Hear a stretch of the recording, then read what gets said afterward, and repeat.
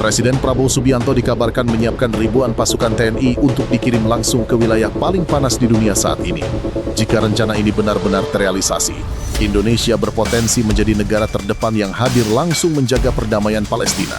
Langkah yang berani, langkah yang berisiko, dan tentu saja, langkah yang mengundang reaksi keras dari berbagai pihak. Indonesia kembali tampil sebagai motor penggerak perdamaian di Gaza. Pemerintah tanah air disebut berhasil mendesak PBB dan Amerika Serikat untuk segera menjatuhkan hukuman kepada Israel. Presiden Prabowo Subianto pun melakukan manuver berani dengan rencana mengirimkan 8.000 pasukan TNI ke Gaza. Ribuan prajurit ini diproyeksikan menjadi pasukan internasional pertama yang menjaga Palestina. TNI akan hadir untuk melindungi warga negeri para nabi dari kejahatan perang Israel yang dinilai semakin membabi buta.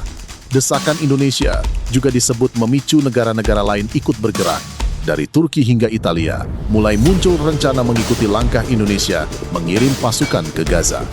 Lalu, seperti apa keberanian Indonesia menjadi garda terdepan melindungi Gaza?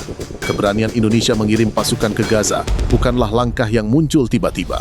Solidaritas Indonesia terhadap masyarakat Palestina memang sudah lama tidak diragukan. Kini, pemerintah RI kembali menyiapkan bantuan yang lebih konkret, salah satunya melalui pengiriman pasukan Tentara Nasional Indonesia. Rencana ini disebut telah lama dipikirkan Presiden Prabowo Subianto, bahkan sejak tahun lalu. RI 1 ingin TNI hadir menjaga rakyat Gaza di tengah serangan yang disebut biadab dari Israel. Indonesia dilaporkan berencana mengirim 8.000 pasukan perdamaian, sebagaimana disampaikan pihak istana. Jumlah tersebut bahkan masih berpotensi bertambah hingga mencapai total 20.000 personel. Hal ini dikonfirmasi Menteri Sekretaris Negara Prasetyo Hadi. Belum sedang dibicarakan, tapi ada kemungkinan kita akan kurang lebih di angka 8.000 itu, kata Prasetyo. Pemerintah terus mematangkan persiapan agar pengiriman pasukan ini benar-benar berdampak bagi rakyat Palestina. Indonesia tidak ingin ribuan TNI yang diberangkatkan ke Gaza hadir tanpa hasil nyata. Kita baru mempersiapkan diri. Waktu-waktu sudah dicapai kesepakatan, dan kita harus mengirim pasukan perdamaian sebagai sebuah komitmen. Itu akan kita lakukan, ujar Pramono. TNI nantinya akan mengemban mandat untuk membantu menurunkan eskalasi konflik yang disebut dipicu Zionis Israel. Selain itu, kedatangan pasukan perdamaian Indonesia juga ditujukan untuk memberikan dukungan kemanusiaan serta membantu proses rekonstruksi di wilayah tersebut. Keseriusan mengirim pasukan ini disebut sebagai bagian dari Grand Plan Presiden Prabowo. Jika berjalan lancar, TNI akan menjadi tentara internasional pertama yang menjaga perdamaian Gaza. Karena itu, kualifikasi prajurit yang terlibat tidak main-main. Personel yang akan diberangkatkan merupakan prajurit berpengalaman dalam misi perdamaian Perserikatan Bangsa-Bangsa. Salah satu misi yang pernah diikuti Indonesia adalah di Lebanon melalui UNIFIL. Saya kira kita sudah punya pengalaman ya, ada UNIFIL yang pernah ke sana, satuan-satuan yang pernah dikirim ke sana. Inilah nanti yang akan kami rekrut. Mereka mempunyai pengalaman dari sisi medan dan bagaimana dia berkomunikasi dengan masyarakat di sana walaupun itu di wilayah Lebanon, ujar Wakil Panglima TNI Jenderal Tandio Budivita. Di kancah perdamaian internasional, nama TNI memang dikenal memiliki rekam jejak panjang. Sejak 1957 hingga kini, tercatat sekitar 30.000 tentara Indonesia telah terlibat dalam misi perdamaian PBB. Pasukan ini dikenal sebagai kontingen Garuda atau Konga. Namun, misi di Gaza bukanlah tugas ringan. Kondisi di bumi para nabi disebut semakin mencekam akibat pelanggaran gencatan senjata oleh Israel. Serangan demi serangan terus dilancarkan ke wilayah Palestina. Israel dilaporkan melakukan penghancuran besar-besaran di wilayah selatan dan utara Gaza. Permukiman warga disebut rata dengan tanah. Menurut saksi mata, penghancuran terjadi di daerah timur Khan Yunis, wilayah yang masih berada di bawah kendali militer Israel. Area Gaza City yang diduduki juga dilaporkan mengalami kerusakan parah. Israel disebut menggunakan pesawat nirawak jenis quadcopter untuk menjatuhkan bahan peledak ke rumah-rumah warga Palestina, terutama di wilayah Jabaliyah yang telah ditandai sebelumnya. Tembakan juga diarahkan ke wilayah pesisir Rafah dan Khan Yunis, termasuk dari kendaraan militer yang ditempatkan di sana. Selain serangan di Gaza, Israel juga disebut terus melakukan aneksasi wilayah tepi barat. Wilayah ini dianggap strategis oleh pemerintah Israel karena faktor keamanan, ideologi religius, dan politik. Tepi barat juga dipandang memiliki nilai historis dalam ajaran Yahudi. Namun, tujuan yang terlihat dari aneksasi tersebut disebut untuk membatasi ruang gerak penduduk Palestina. Pemerintah Indonesia pun mengecam keras langkah tersebut. Kami mengecam dengan keras keputusan dan langkah ilegal Israel yang bertujuan memaksakan kedaulatan Israel yang tidak sah, memperkuat aktivitas permukiman, serta memberlakukan realitas hukum dan administratif baru di tepi barat yang diduduki, ujar Menteri Luar Negeri Sugono. Langkah Indonesia mendapat dukungan dari sejumlah negara. Iran menyambut rencana Indonesia menjaga keamanan Gaza. Iran dikenal aktif membela kepentingan Palestina, termasuk mendukung perjuangan Hamas. Pemerintah Teheran bahkan mengundang petinggi Hamas bertemu di Doha dengan Ali Larijani, penasihat pimpinan tertinggi Iran.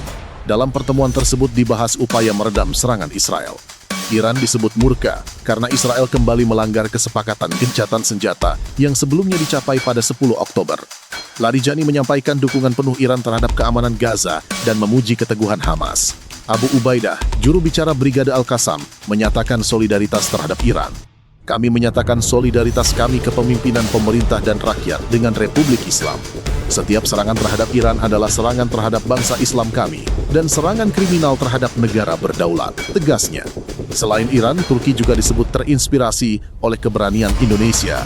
Hubungan Turki dan Palestina selama ini terjalin erat. Angkatan bersenjata Turki dikabarkan siap mengawal stabilitas perdamaian di Gaza. Menteri Luar Negeri Turki Hakan Fidan menegaskan negaranya tidak akan meninggalkan rakyat Palestina meski ada penolakan dari Israel. Jika kondisi yang diperlukan terpenuhi, kami memiliki kemauan untuk memberikan dukungan militer, kata Fidan. Selain dukungan militer, Turki juga aktif mengirim bantuan kemanusiaan dan bahkan merencanakan pembangunan perumahan kontainer untuk warga Gaza saat musim dingin. Pemerintah Recep Tayyip Erdogan juga menolak pelucutan senjata Hamas seperti yang diinginkan Israel.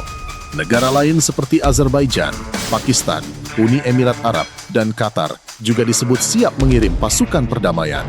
Langkah Indonesia dinilai berhasil menarik perhatian dunia internasional untuk lebih serius menyoroti konflik di Gaza. Namun, rencana Indonesia mendapat penolakan keras dari Israel.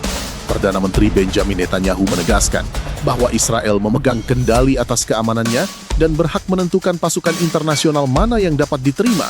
Kami memegang kendali atas keamanan kami, dan kami juga telah menegaskan bahwa terkait pasukan internasional, Israel akan menentukan pasukan mana yang tidak dapat kami terima. Dan beginilah cara kami beroperasi dan akan terus beroperasi, kata Netanyahu.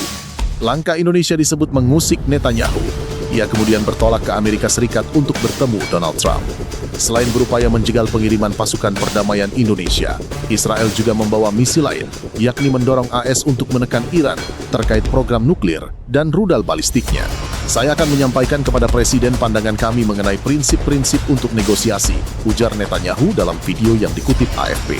Di tengah manuver politik tersebut, citra Netanyahu juga diterpa kabar kurang sedap. Mantan pengawalnya, Amit Dror, dalam sebuah podcast media lokal Israel, mengungkap sejumlah kebiasaan yang dinilai kontroversial. Ia menyebut Netanyahu kerap bertindak licik, termasuk enggan membayar tagihan restoran dan meminta orang lain menanggungnya. Anak dan istrinya juga disebut kerap menuai kontroversi. Putranya, Yair Netanyahu, pernah dilaporkan bersikap temperamental hingga memukul ayahnya. Yair kemudian disebut dipindahkan ke Miami, Amerika Serikat. Sementara itu, istrinya Sarah Netanyahu disebut mengidap kleptomania dengan tuduhan mencuri handuk hotel dan hadiah untuk pemerintah. Dengan keberanian Indonesia menantang tindakan Israel di Palestina, pertanyaan besar pun muncul. Akankah langkah ini membuat Israel melunak atau justru memicu dinamika baru di panggung geopolitik dunia?